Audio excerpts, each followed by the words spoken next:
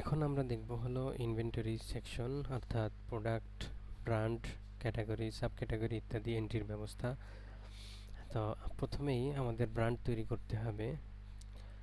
আমরা এখানে প্রিডিফাইন্ড কিছু ব্র্যান্ড থাকবে, আমাদের সেই ব্র্যান্ডেই ম্যাপিং করে নিতে হবে। অর্থাৎ প্রিডিফাইন্ড ব্র্যান্ড আমাদের ম্যাপিং করে কাজ করতে হবে। আমাদের যদি নতুন ব্র্যান্ডের প্রয়োজন পড়ে, সেক্ষেত্রে আমরা আমাদের টেকনিক্যাল টিমের সঙ্গে কথা বলে নিব, তারা নতুন ব্র্যান্ড তৈরি করে দিবে। তো ব্র্যান্ড আমি সানপ্লাস দিলাম, দিয়ে আমি জাস্ট সেভ দিলেই এটা নিয়ে নিবে। তো আমি ব্র্যান্ড সেভ করলাম, দেখব যে আমার প্রজেক্টের জন্য একটি ব্র্যান্ড তৈরি হয়ে গিয়েছে। এবার ব্র্যান্ডের আন্ডারে আমি ক্যাটাগরি তৈরি করব। তো আমি সানপ্লাসের আন্ডারে ধরে নিই যে আমি একটি ক্যাটাগরি তৈরি করব। আমি ইলেকট্রিক চিহ্নিত করলাম, আর এখান থেকে ব্র্যান্ড সানপ্লাস এটা বাই ডিফল্ট চিহ্নিত থাকবে, আর আমাদের কোনো প্যারেন্ট ক্যাটাগরি নাই। আমি সেভ দিব। আমাদের ক্যাটাগরি তৈরি হয়ে গিয়েছে। এখন আমি চাচ্ছি যে একটা সাব ক্যাটাগরি তৈরি করতে, সুতরাং আমি এখান থেকে অ্যাড দিব। অ্যাড দিয়ে আমি ইলেকট্রিক আইটেমের ভিতরে আমি ধরে নিলাম যে আমার একটি হিটার,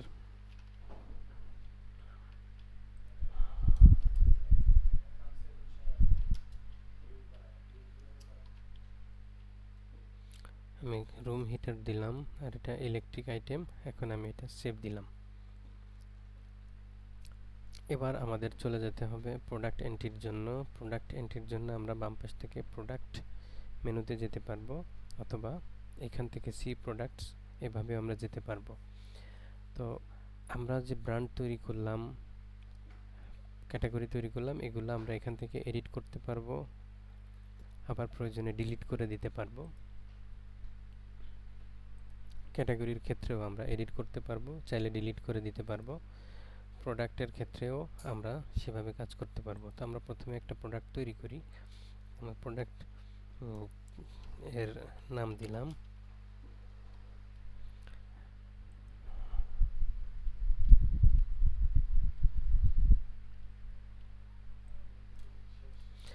আচ্ছা, আমি এখানে হিটার 007 একটা প্রোডাক্ট কোড দিলাম, ব্র্যান্ড দিলাম।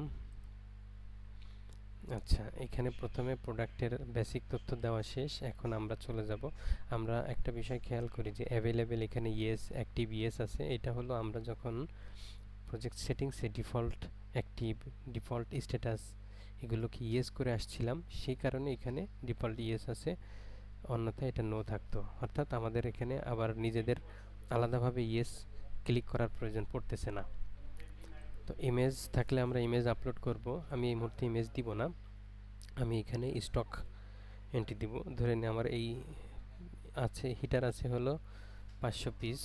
তা আমি এখানে পারচেস প্রাইস লিখে দিই। পারচেস প্রাইস ধরে নিই 4390 টাকা, আর এটার এমআরপি আছে হলো 4780 টাকা। আর আমি এমআরপি থেকে লেস দিব কিনা, আমার সেলিং প্রাইস কম থাকবে কিনা, আমি ডিফল্ট সব কাস্টমারকেই 12% ডিসকাউন্ট দিতে চাই, তো সেটা আমি এখানে চিহ্নিত করে দিলাম। তো আমাদের স্টক সেটিংসের আন্ডারে আমরা দেখেছিলাম যে শো অ্যাডভান্স প্রাইজিং এরিয়া, সেটা হলো এখান থেকে দেখা যাবে।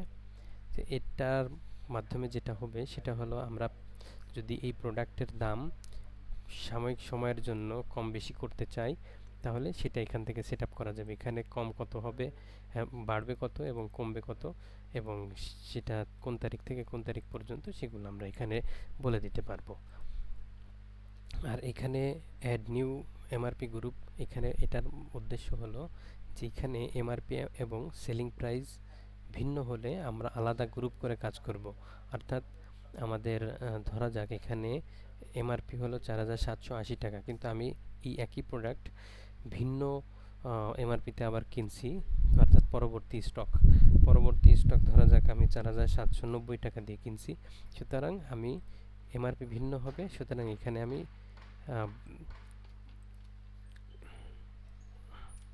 আলাদাভাবে এটা এন্ট্রি দিব।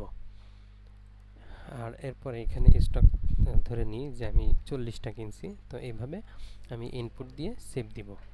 তো আমাদের সব কিছু সঠিকভাবে কাজ করলে, সঠিক থাকলে আমাদের প্রোডাক্ট সেভ হয়ে যাবে।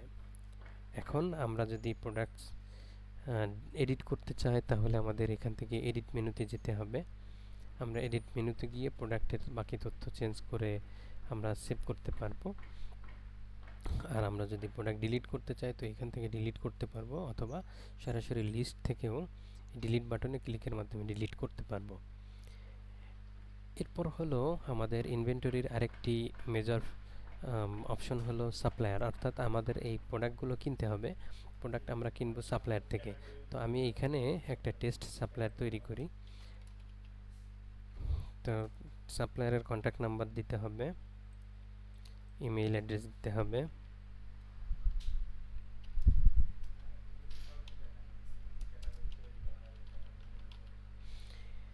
সাপ্লায়ারের অ্যাড্রেস দিতে হবে। সাপ্লায়ার যদি নির্দিষ্ট ব্র্যান্ডেড প্রোডাক্ট সাপ্লায়ার হয়ে থাকে, তাহলে আমরা সেই ব্র্যান্ড চিহ্নিত করব, অন্যথায় যেমন আছে তেমন থাকবে। তো এভাবে আমি সেভ দিব, আমার সাপ্লায়ার তৈরি হয়ে গেল। এবার আমরা এই সাপ্লায়ার থেকে এই প্রোডাক্ট কিনতে পারবো। তো আমরা পরবর্তী ধাপে দেখব প্রোডাক্ট কেনা।